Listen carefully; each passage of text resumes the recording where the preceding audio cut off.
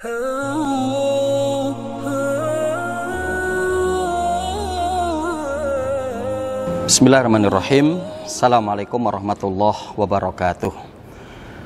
Alhamdulillahirabbil alamin wa bihi nasta'inu ala umurid dunya waddin wassalatu wassalamu ala asyrafil anbiya'i wal mursalin wa ala alihi wa ashabihi wa man tabi'ahum bi ihsanin ila yaumiddin. Kaum muslimin rahimani wa rahimakumullah, bersyukur kita kepada Allah Subhanahu wa taala atas segala limpahan nikmat, taufik serta hidayahnya. Salawat bering salam semoga tercurah atas Nabi kita Muhammad sallallahu alaihi wasallam, pada keluarga beliau, para sahabatnya, tabi'in, tabi'ut tabi'in, dan orang-orang senantiasa komitmen dalam menjalankan sunnah beliau sampai datangnya hari kiamat kelak. Kaum muslimin rahimani wa rahimakumullah, di kesempatan kajian kali ini, kajian Ramadan, kita akan coba untuk mengkaji tentang makruhatus shaum, yaitu hal-hal yang dimakruhkan bagi orang yang sedang berpuasa. Nah, di sini ada beberapa hal yang dimakruhkan bagi orang yang berpuasa untuk dilakukannya. Yang pertama adalah al-mubalaghatu fil madmadhah wal istinsyak indal wudhu. Dimakruhkan bagi orang berpuasa adalah untuk berlebih-lebihan di dalam berkumur, ya, dan memasukkan air ke dalam hidung pada waktu ketika sedang berwudu. Berdasarkan sabda Nabi Shallallahu Alaihi Wasallam, ya, Rasul Shallallahu Alaihi Wasallam bersabda dalam riwayat Imam Abu Dawud, balighu fil istisyaki illa antakuna shaiman. Rasulullah mengatakan, bersungguh-sungguhlah kamu dalam memasukkan air ke dalam hidung kecuali ketika kamu sedang dalam kondisi berpuasa. Nah, jadi kalau sedang dalam kondisi berpuasa, ya tidak harus berlebihan, yang karena ditakutkan nanti ada ya air yang masuk melalui mulut atau melalui hidung ke tenggorokan kita. Nah, ini yang pertama. Kemudian yang kedua yang dimakruhkan adalah al-qublah, yaitu mencium. Ya, jadi artinya ketika ada seorang laki-laki mencium istrinya atau seorang istri mencium suaminya, yang itu karena disertai dengan syahwat. Ya. Adapun ketika tidak disertai dengan syahwat, yaitu tidak mengapa apabila dalam kondisi betul-betul dapat untuk mengontrolnya. Kemudian yang kedua, perkara yang termasuk dimakruhkan bagi orang berpuasa adalah idamatun nadri bisahwatin ila zaujah, yaitu ketika terus-menerus melihat kepada istri dengan syahwat. Ya, jadi ketika melihat istri terus-menerus tapi disertai dengan syahwat, maka ini makruh ketika seorang itu sedang berpuasa.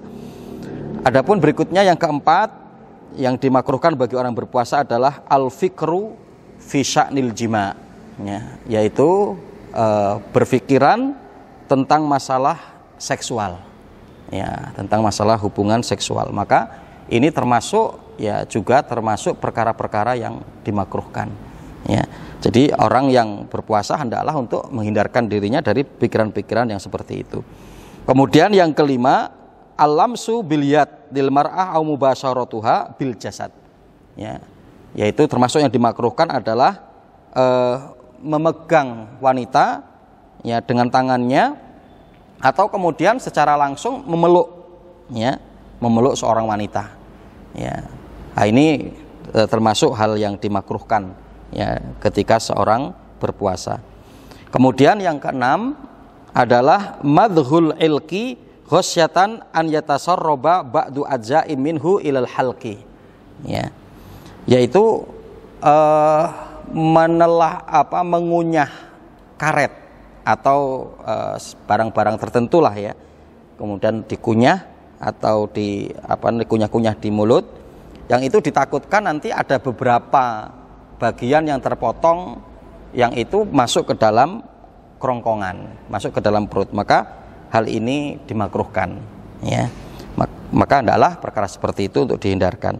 Kemudian yang ketujuh adalah dzauqul kidri awit to'am, ya, yaitu mencicipi sayur atau makanan.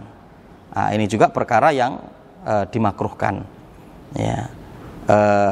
Ketika memang hal itu sangat urgen, ya, untuk dilakukan, ya tidak mengapa, tapi ketika itu tidak urgen maka hendaklah untuk ditinggalkan, karena ini termasuk hal-hal yang dimakruhkan, ditakutkan nanti ada sisa-sisa bekas-bekas yang itu kita rasakan dan memungkinkan akan masuk ke dalam tenggorokan kita.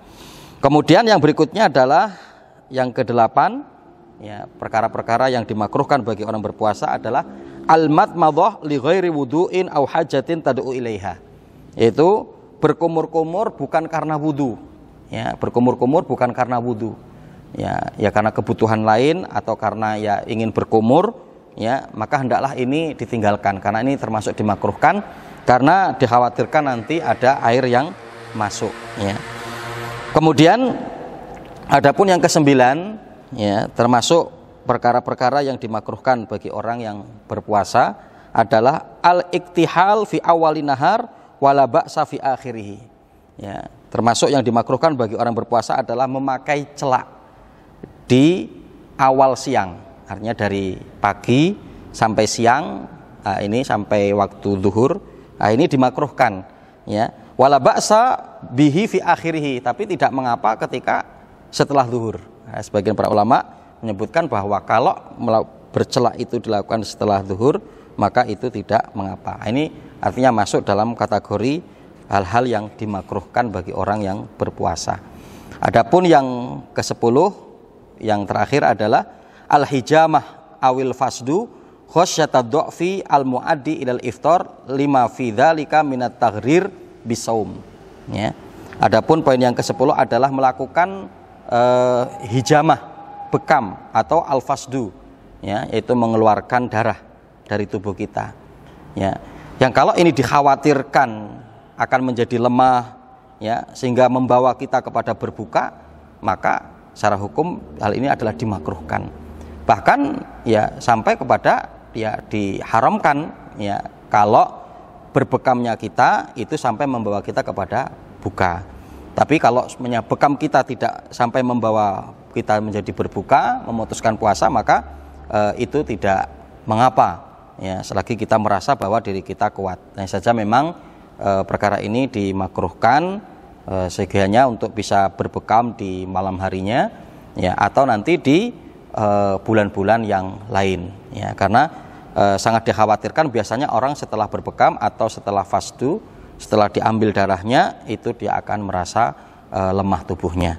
Wallahu ta'ala alam. Ini hal-hal yang termasuk dimakruhkan ketika di bulan Ramadan orang yang berpuasa. Mudah-mudahan kita semaksimal mungkin dapat meninggalkannya, ya, sehingga puasa kita menjadi puasa yang maksimal. Wallahu ta'ala alam. Aqulu qouli hadza wa billahi taufik. Assalamualaikum warahmatullahi wabarakatuh.